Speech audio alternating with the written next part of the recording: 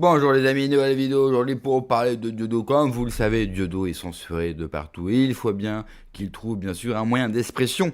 Et cette fois-ci, c'est la peinture. Et à l'occasion bien sûr de l'exposition de cette toile, il a pris la parole sur GPTV Investigation, notamment sur l'affaire Jeffrey Epstein. Mais juste avant de voir l'extrait, comme d'habitude, n'oubliez pas de vous abonner, le pouce, le commentaire, le partage, le boost de la vidéo. Je remercie tous les donateurs, tous ceux qui m'ont rejoint sur Patreon. Vous avez tous les liens en description sous la vidéo. On regarde l'extrait et on en parle juste après. De la censure. Madame Ariane de Rothschild a demandé à me faire interdire, et puis après ce mail, quelques jours, quelques semaines, eh bien il y a cette vague d'interdiction qui continue jusqu'à aujourd'hui, puisque encore aujourd'hui, si vous voulez, je suis interdit de spectacle à Paris. Mais on ne m'a pas interdit d'exposer mes peintures, tant mieux, tant mieux. Et ça tombe bien. Alors, il y a une galerie de toute façon en ligne, donc artadministratif.com qu'on a mis en place, mais c'était important que je vous voie, que je vous touche, qu'on se parle, et c'était ça. Et en fait, ils ne veulent plus que je parle dans Paris à mes compatriotes, même si je partage l'idée d'un fédéralisme aussi breton et kanak et antillais et de partout. Je pense qu'il faudrait qu'à un moment donné, chacun puisse, et vous verrez dans mes toiles ces racines aussi qui sont présentes, alors moi qui sont un bretonne d'un côté, camerounais de l'autre, et j'y tiens parce que c'est un homme sans racines, c'est un homme perdu. Le malin est doué, il arrive à manipuler, à nous manipuler. J'ai moi-même été manipulé toute ma jeunesse, mais la scène artistique, c'est un espace de liberté absolue. Le fait de faire rire les gens, ça a été pour moi quelque chose et encore aujourd'hui, j'ai pris un plaisir. Je me retourne, j'ai l'impression que ça a passé trop vite, quoi. Je veux dire, le premier jour de scène et aujourd'hui, il s'est passé une seconde. J'ai vu les gens sourire, rire en permanence toute ma vie, donc j'ai eu vraiment beaucoup de chance. Et puis on a voulu effectivement interrompre, me faire fermer ma gueule, quoi. Donc je me suis dit, ça serait pas mal de faire des tableaux. Malgré la puissance médiatique, malgré les politiques, j'ai vu que même Bardella s'y mettait à me cracher à la gueule. J'ai rien demandé, je le connais pas. Enfin, des fascistes, des antifascistes, tout le monde... et c'est moi l'ordure. Bon, il y a même eu, au moment de l'affaire Epstein, dans Le Point, un article qui dit, parce que j'avais convié Blanche Gardin, qui est une humoriste, une collègue, à venir s'exprimer, et Le Point a dit « le baiser du diable ». C'est-à-dire que dans l'affaire Epstein, je reste le diable absolu. Non mais attendez, il faudra peut-être arrêter, se calmer un peu. Mais vous savez, comme dans toute bonne fiction, parce qu'on voit bien aujourd'hui que la réalité et la fiction sont très proches, ils ont besoin de gentils et de méchants. Alors que le méchant est sorti du chapeau, le jeu est cassé, le projecteur s'est dévissé et nous a montré des coulisses, on sait qui est le marionnettiste. La marionnettiste, en l'occurrence Ariane de Rothschild. Pas un mot sur elle. Les médias n'en parlent pas. Elle n'existe pas. Elle, 1, 2, 3 soleil, je ne bouge pas. Elle connaît le rythme des choses. Elle regarde sa montre. Laissez-les gueuler. Tac, tac, tac, c'est fini. Allez, on passe à autre chose. Et ça, c'est ça qui est absolument merveilleux. Et c'est que ce temps-là, nous sommes en train de le vivre, on arrive au bout de quelque chose, et puis je crois que les artistes ont toujours eu un rôle, à un moment donné, c'est de prendre un peu de hauteur et d'offrir quelque chose. Alors j'avais peut-être un peu d'avance sur certains sujets, je sais pas, je me suis trompé aussi parfois, j'ai été dans l'outrance, mais aujourd'hui je suis plutôt serein, et dans la transmission avec les jeunes générations, et je crois que cette étape de la peinture... si Dieu me prête vie, ben je vais continuer. Et donc, ce qui est en train de se faire, cette jonction entre ce petit peuple de France, peuple des Antilles, d'Afrique, c'est merveilleux. Alors je sais que c'est un peu le diable qui est en face et qui nous dirige, a tout intérêt à nous diviser. Mais il n'y arrive plus.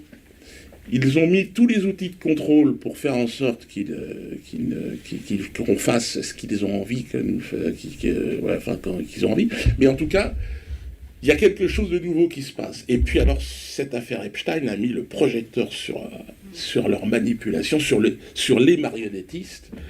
Donc aujourd'hui, faut pousser dans les descentes. C'est-à-dire, il faut plus revenir.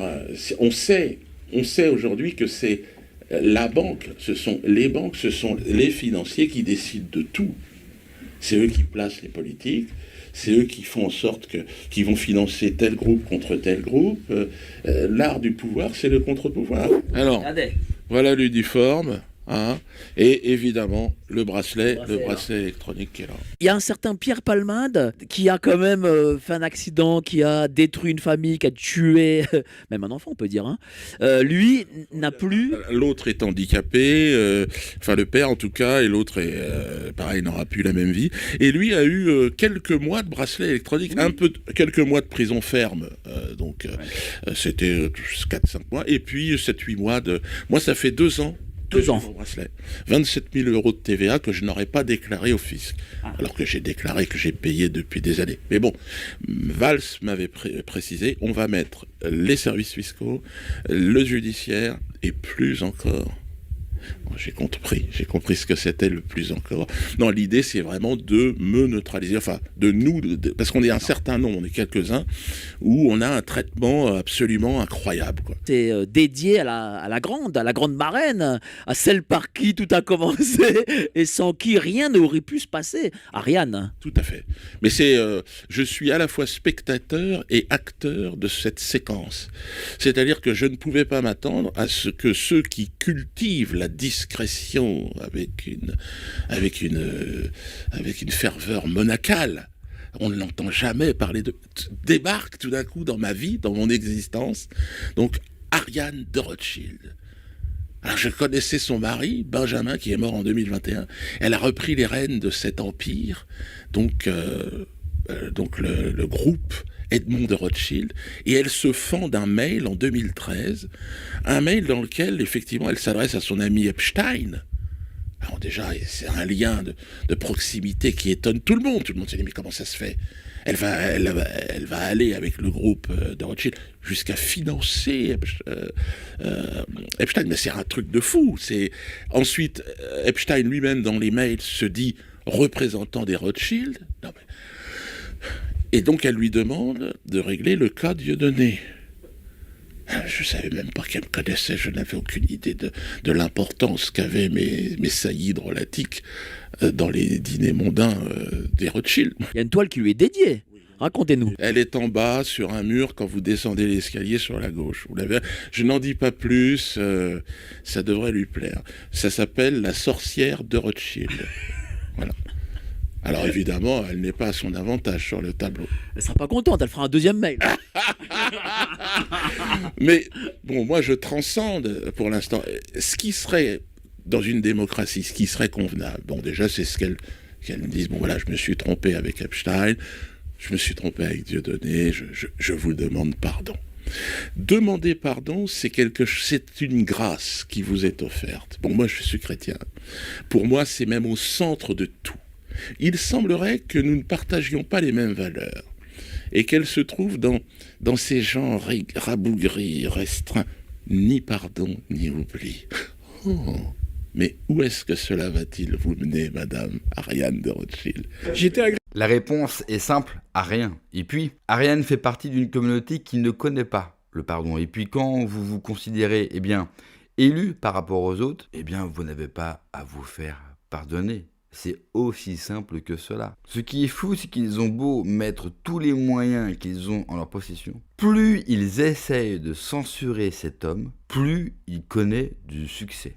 Mine de rien, si on prend un peu de recul, est-ce que un mec comme Dieudo, et on pourrait mettre aussi Alain Soral, est-ce que ces deux mecs-là, qui sont des pionniers de la dissidence sur Internet, sans la censure, est-ce qu'ils auront aujourd'hui le même succès ? Moi, je pense que quelque part, le système, même si cela est extrêmement emmerdant pour eux, bien sûr qu'ils préféraient ne pas avoir toutes les pressions et de vivre librement. Soral a dû fuir en Russie, Dieudo doit faire ses shows dans un bus, doit maintenant faire de la peinture, mais mine de rien, je pense Effectivement, des gens comme Ariane, comme le gouvernement français, enfin, comme cette république, comme une certaine communauté, je pense qu'ils leur rendent service.